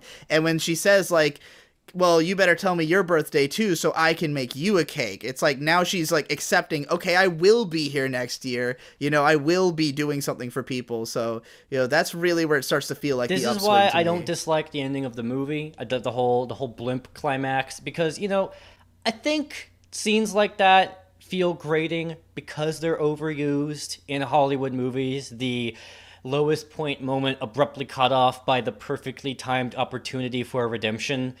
I have basically stopped watching Hollywood movies for the last half decade, so I no longer have that burnout. I think in isolation, occasionally having everything worked out in the end moment kind of conveniently show up is perfectly appropriate, because things could have been going better for her the whole time. She could have just not had a fucking tunnel to accidentally almost run into and then interfere with a bunch of cars and then have to worry about getting arrested the whole fucking movie.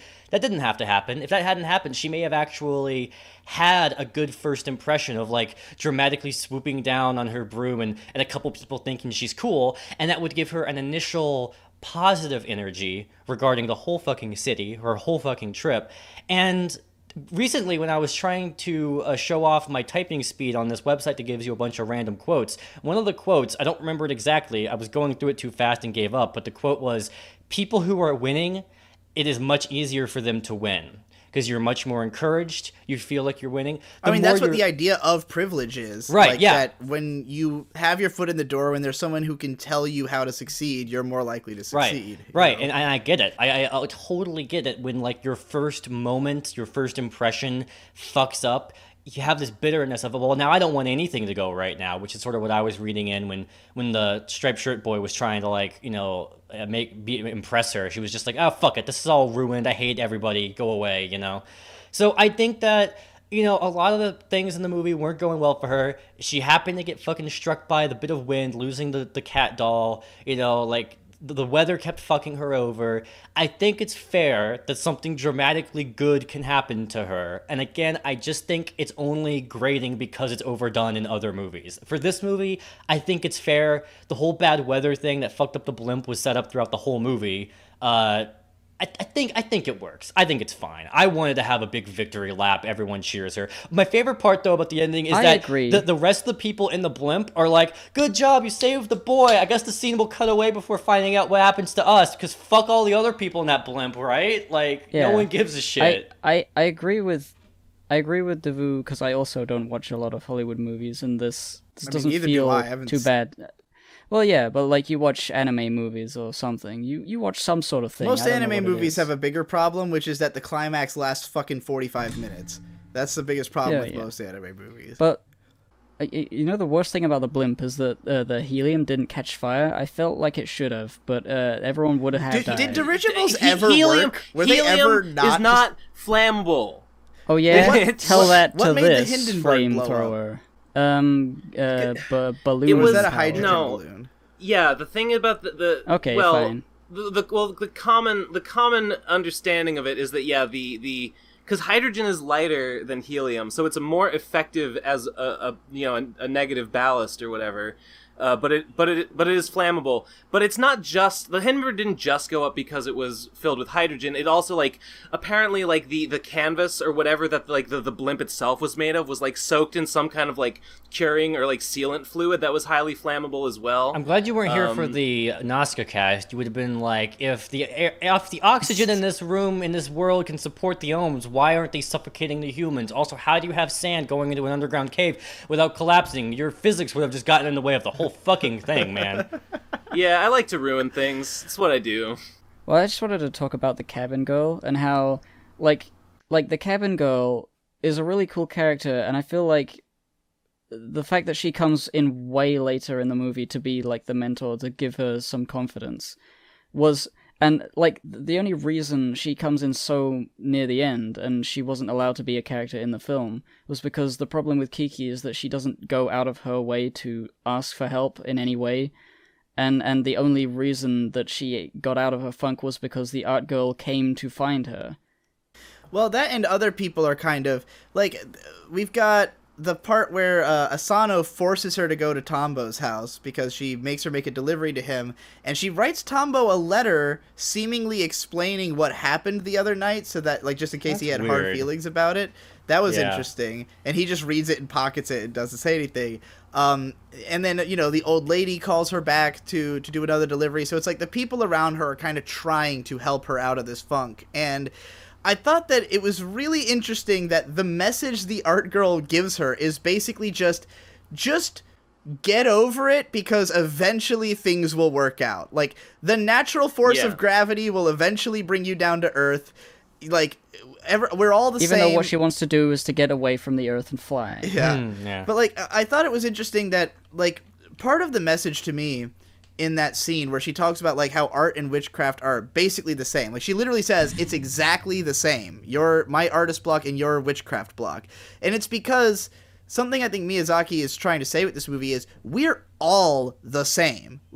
Same needs, same wants. We're all basically the same person. All women. We are special snowflakes insofar as snowflakes from a distance look exactly the same, and the only thing different about them is something very subtle in their pattern, Yeah. So art, witchcraft, whatever, but that difference is the thing we need from you, Right. Kiki, it's Kiki, you need to understand your appearance, that doesn't matter. Nobody cares about all the shit that you're worried about. All they care about is you can fly and you can do something we need you to do, Right. So just do that thing for long enough and you'll get it eventually. The reason that the painter girl gave her, the dip out of her lowest point second act is because she represents what Kiki is striving to be more than the other characters. The other witch girl, the snooty fortune teller one, she, same kind of profession, but different kind of attitude.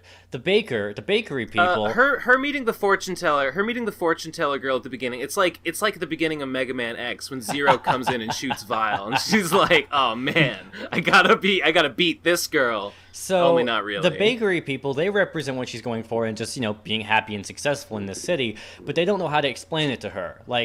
Especially the husband, they seem kind of simple-minded. They just went right for it and did it, right? They don't really know how to teach her the right attitude. The girl seems to have a similar attitude. She's pretty reclusive, right? She seems to be pretty antisocial, and I think that the artist girl does sort of represent sort of an extreme of what Kiki's going for. I happened to see that Miyazaki said in an interview that his approach to the theme of the movie was the theme of the struggle between dependence and independence in a teenage girl, and you can see the sort of extreme this painter has taken, that she can have these bits and spurts of being totally independent, just off the grid, outside of the normie vacuum, by being in a fucking shack for a few days. That's the only way you can really get out of the system. Oh, I just assumed that she lives out there and only comes into the city when she needs shit. Because she said something to Kiki about that she was in town for a shopping trip. I think she said something about. I think she said something about like, oh, you can come visit me during the summer. So she might be a college student or something. I don't know. I'm not sure. I just kind of got the impression she was like a weird libertarian who didn't like to be around her. Yeah, exactly. Fucking exactly. All right. Well, here's my last few just like really minor notes. One. Is it just me, or was Asano, like, weirdly manipulative by, like, telling Kiki she could stay with her, but not telling her she was gonna have to work until later?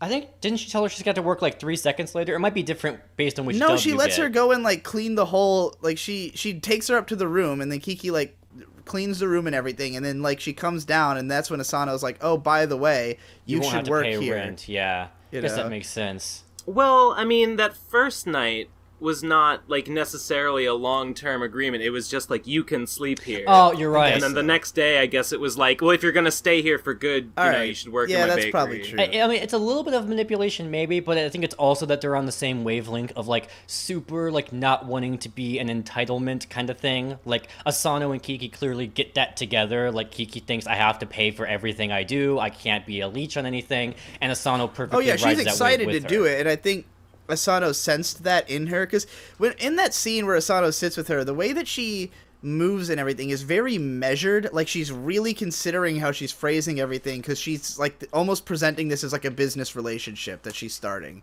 That was just kind of the way her mannerisms felt to me, which I mean, really it's a really strong business move on her part to get the only witch in town, that a novelty that everyone is interested in, to like work in her shop. And I think she like, no matter what that she was doing. Yeah. Right. Like, fucking, this is an asset. This is an asset that you want to leverage. And hence they added it to their logo. They added the little, like, wooden fixture of bread. Like, you would want to advertise. It's like, guys, we have a fucking witch here. Yeah. Also, buy our bread, please.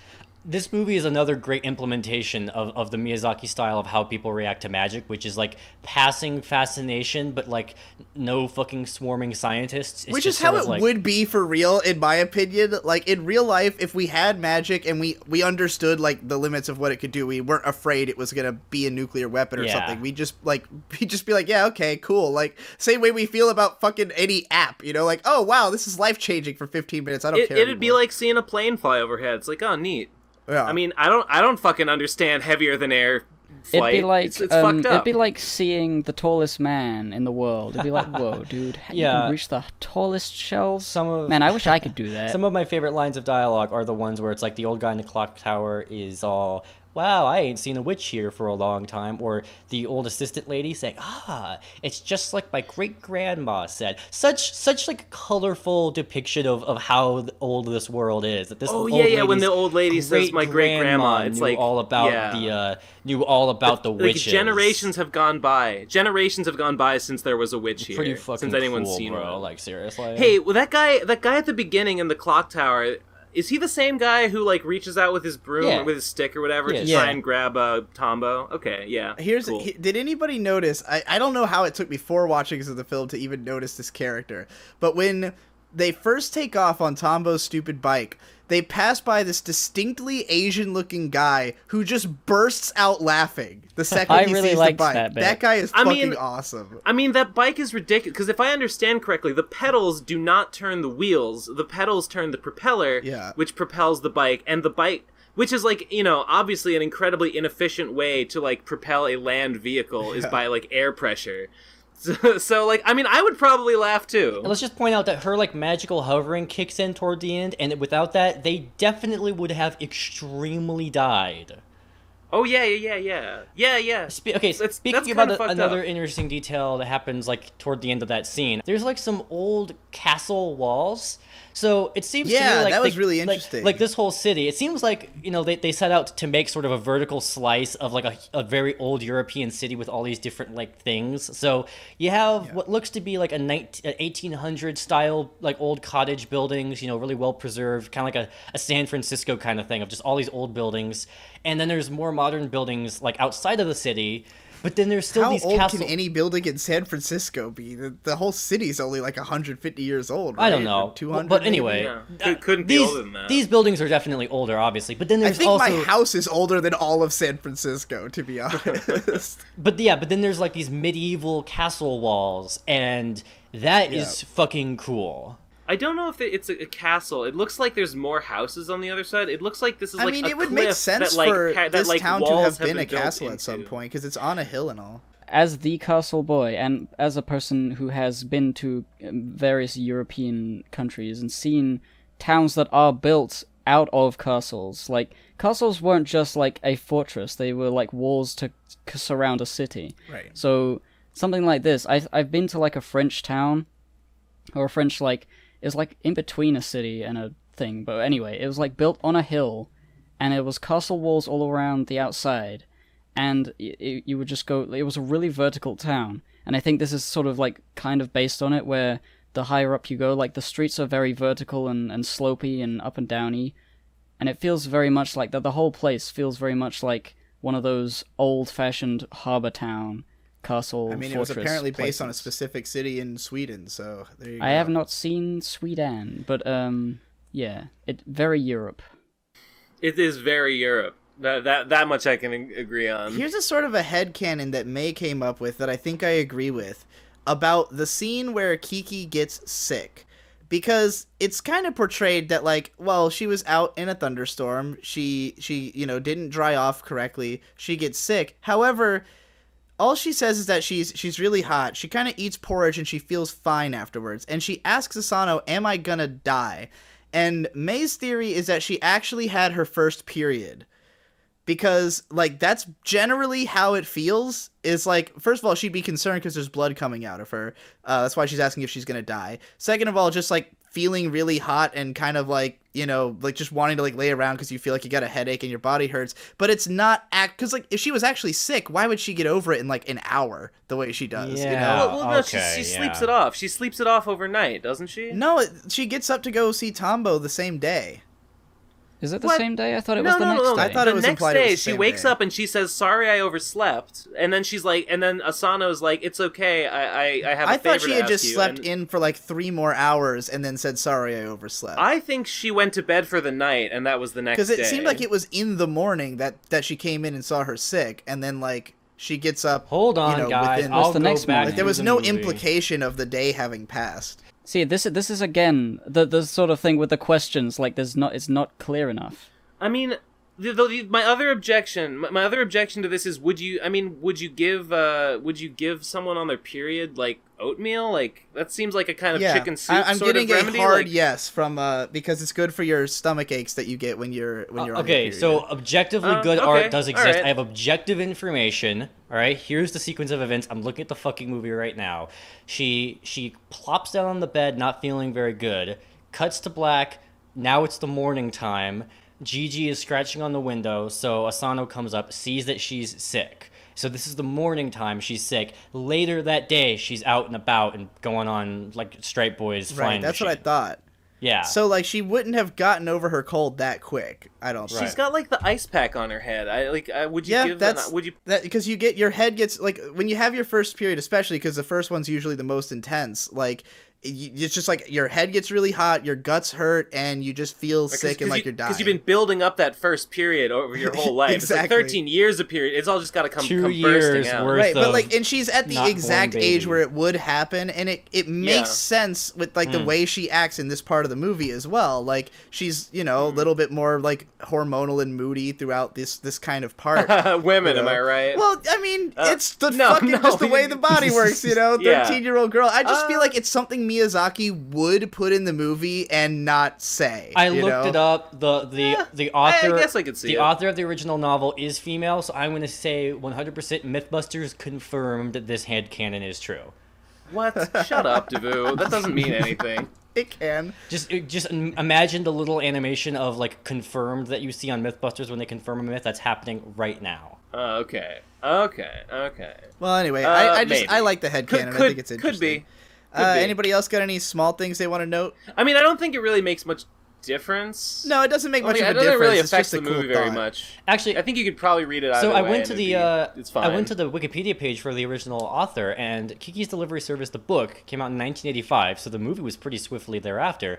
But then she wrote 5 sequels all of which were well after the movie. 1993, 2000, 2004, 7, and 9. So clearly all books that were writing off the success of the film. She's still cranking this shit out, basically. Well, it's been, 9 years since. She's like 80-something, but yeah. I mean, I would say that, you said yourself this story seemed like it needed some continuation. I wonder if she does it every... Like, it's interesting that they would be that far apart, because I wonder how much Kiki ages between the books. Because, like, if it follows her through her whole life, that would be fucking really interesting. And also Japanese and probably not translated. Oh, wow, cool. She won the Hans Christian Andersen Award in this year, actually. Interesting. Maybe her books are really good. Yeah, 2018. Pretty cool. Hold on. We're talking about the author of the original Kiki book. Yeah, I didn't even know there was a Hans. When was it written? 1985. So the movie was pretty quickly thereafter. Oh, okay.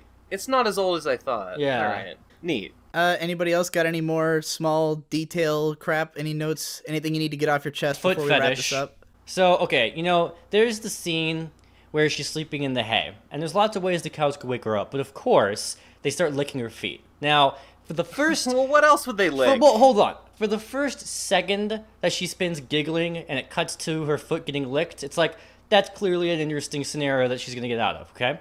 But then it cuts back to her giggling again. And if I'm remembering correctly, it then cuts back to her foot getting licked again. And I'm like, this is a fetish. They've cut back and forth too many times. This has been going on for... Oh my god, I'm shaking my head so hard. This has been going on for exactly 3 seconds too many. And then SMHSH, shaking my head so hard. So I also posted this screenshot of the artist girl, and for no particular reason, one of her sandals is off, and her incredibly toed foot is plopped upon the little shelf there, sticking out, protruding. There was a foot fetish in this movie. I envy foot fetishists because they can play it off so low-key and you'll never notice unless you're a fucking ACO lifer like myself. So, I envy them greatly. I think it's just easy to be into feet. Oh, yeah, it's just... Not me. Like, I'm not into it, but it's just like... Yeah, hey, what do you guys think about this? I read the other day that bird lovers are the foot fetishists of pet owners. What do you guys think about that? I'm I think you're absolutely right. Me too. I was just trying to figure out what happens in the later Kiki books, and I can't find any fucking information about them. So, okay, on a similar note, so this foot fetish thing, no, completely wrong. On a similar note, though, you do see Kiki's underwear a lot, especially in the beginning of the movie. That is in every Miyazaki film. All of his girls, you see their underwear fucking constantly, and it's... I mean, but it's like this puffy, old world, not titillating in the slightest. Oh, definitely underwear. not there's titillating There's at all. many times that you did not. They did not have to show it, and yet they do. Taboo's like, yeah, totally. I wasn't jacking off the entire movie at all. More like Kinky's Devilry Service. Kiki's Devilry Service! Woo! Alright, anybody else got anything? Yeah, I think I have a few more things. Just to continue and tell you how wrong you were in your review from late last year, where you described the movie as, she's going through depression, and then she saves the day, the people off the blimp, and then she's fine. She's solved her problems all at once. What the fuck? To which I say, you didn't stick to the credits. Yeah, she actually does say in the ending... Yeah. I guess I wasn't paying enough attention during the ending where she says, I do feel down still sometimes. Yeah, there are some times where I still feel a little sad, but all in all, I sure love this town. In the Disney dub, she says homesick, specifically. Yeah, that might sad. be it. That might be why. Maybe it was just a different translation. Yeah, they changed some things weirdly. She doesn't necessarily seem homesick at all. Yeah, that's why I thought it was weird that she said that, because I was like, well, since when were you even homesick? It seems Not like a very you didn't good even dub. write your parents until Well, I mean, yeah. Yeah, she never mentions, she never even thinks about her parents or her home. Not that I do. You'd have to imply it in your own brain when looking at her face. Yeah. You'd have to read that into it.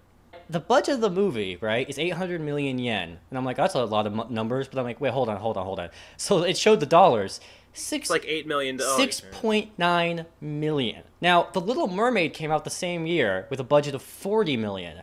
Now, you hear about how anime animators are severely underpaid, but holy fuck. Oh, yeah. That's a It's really low always like budget that. for a movie of this level. God damn. I mean, this is also true of... My Little Pony fucking Friendship is Magic is a Flash cartoon with probably 5 times the budget per episode of any anime. You know? Yeah. Anime is anime is more efficiently made. Maybe not Ghibli Not movies Ghibli to the same movies. extent, but anime is more efficiently Not more efficiently made than a Flash cartoon, like which is no, what but more most efficiently American made than a Disney than a The Little Mermaid. But in that regard, it's more efficient in the sense that they just are fucking sleeping less. Like, The Little Mermaid is like... No, it's not just Here's that. the thing, right? It's Like, it's animated on 3s, and there's more still That's true. frames. Like Little Mermaid stuff like is that. definitely like more fluidly animated than this movie. I guess. And granted, this is not the best example of a Right. Miyazaki film to show off the animation quality, but like go watch the Whole New World scene and tell me anything in this movie is I animated guess. that well. It's still aesthetically better. Maybe I'm wrong, but I saw like a commercial for like Blu-ray aesthetically enhanced... better, yes, but that's because Miyazaki is a god of aesthetics. Like I saw like a Blu-ray enhanced version of Beauty and the Beast, or rather just I think. Wait, did you just say that? Did you say that this movie is uncritically better aesthetically than Little Mermaid? well, I think that's Little that's a Mermaid contentious is point. shit, and I hate it. Yeah. So, I think I don't know if I agree or disagree, but I think I feel like people would have strong opinions about that. Let us know in the comments. Let us know in the comments. Do you think that Kiki you remember that my audience movie? is entirely anime fans who are going to be like, Oh, of course God. Miyazaki's Oh better. God, I forgot where I am. Oh Jesus. 9 times out of 10, I don't like it when people like shit on their own country because they think they can and it's American shit. But I will. I feel like our culture figured out what the fuck color theory was in like 2015 or something, and I don't get it. You know what I mean? I don't get it. Like you can play old That's like not NES entirely games fair. from like the 80s like, and old like I would say like the Ralph Bakshi movies or like the Land Before Time, that guy, all his movies, they have better color design than the average Disney movie. yeah, I you think. named 2 different animators there, but yeah. Yeah, I don't remember the name of the Land Before Time guy. I was trying to remember. Yeah. But yeah, Don Bluth. Don Bluth, there we go. Good job. Yeah, Don Bluth. Yeah, both Wait, those Don guys. Bluth I made think Land were- Before Time? I don't think so, know. yeah. No, I have no really? idea. I don't know. Whatever. All right, well, Hippo, what was your last note on the movie? Before I had to edit all of that out. No, it was great. I like the fact that the girl's painting is a painting, and it looks like a weird art thing instead of a awesome. realistic thing. Yeah. Yeah. I just really like that whole The painting character kicks in the ass. cabin and the thing. That painting sells her fucking character. Just I like like that painting to me was the best part about it is that she clearly understood what kind of person Kiki was. Like she had a vision of like she said, this is a drawing of you and Gigi, and it's like it's really interesting to see her interpretation of Kiki. That Kiki herself would not understand just by looking at it. She's just like, wow, I is don't that know me? if I understand. I don't know if I understand it. Can we talk about what the painting means? Because I thought about it for a while and I couldn't really come to any. I didn't come to any conclusions. I mean, Like, it just so. seems- Is Gigi the horse? Yeah. Is no, I Gigi think the he's horse? the thing, the black, like the black weird creature that's like flying next to the horse. I think the horse is meant to be her broom. The horse is her broom. Where's my fucking style? I'm gonna look up a picture. I want It's to. just like I think she just has a very majestic view of Kiki. You know, she sees her as like this brave, horse riding like woman with this amazing cat, and they're just flying over her cabin, and they're like she sees it as this hugely magical presence. Like that's the way that she could convey what Kiki looks like in her mind. And that's why when Kiki says like I'm not very beautiful, she like bursts into laughter, because it's like, motherfucker, do you see how I see you? Like, look at this painting. Like, what do you mean you're not very beautiful? Like you're fucking special, Kiki. Okay, so Gigi is this fucking like bison thing. Yeah, Huh. that's what I think. There's the crows. She's, it doesn't look. I don't understand why she needed Kiki there to like model for her when like this face does not. I think it's actually because look she anything like she doesn't Kiki. really understand what This is Kiki's an abstract emotions are. Like painting. she only met her very briefly, and so like most of the painting is more her impression from like Kiki's demeanor in that situation, but like how actually is she as a person is something she hasn't quite grasped yet. This would be pretty impactful to me. Like I didn't really consider this, but imagine that like in the course of doing your job, you meet someone and have like maybe an encounter with them and talk to them for a while, and then you go away, and then maybe like weeks or months later, you meet them again, and Ben, you find out that they painted this. You can't beautiful tell me fucking... that you haven't had this experience. We get fan art constantly. Well, okay, but if you're not expecting it, the first time Jameson, like the time that he drew me with like the like weird berserk blob like forcing itself down my throat and taking my cigarettes away, like that was an image that reminds me of this, like a really like fucked up like interpretation of what was clearly going on in my life, but he drew it in like this like really intense emotional way, you know. But we're these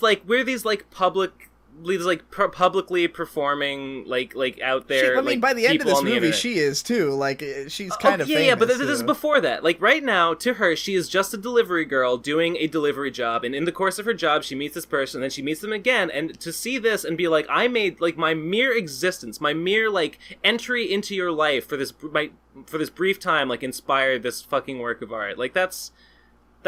Like, yeah, that's the kind of thing that can really impact a person's attitude. I love doing impromptu top 10 voice guy, so here is it again. Top 10 anime characters whose eccentric personalities come out when they draw something all postmodern like. Number 1, Miyako from Hidamari Sketch. Number 2, Kiki's Delivery Girl Service Artist Guy Girl.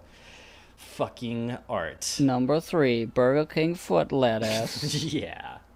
Next time on the Ghibli cast is going to be Only Yesterday. Ben has expressed interest in returning. Yeah! It'll probably not take as long as this one did, because this was just held back by, I had a lot going on. But, yeah. Stay tuned. Look forward.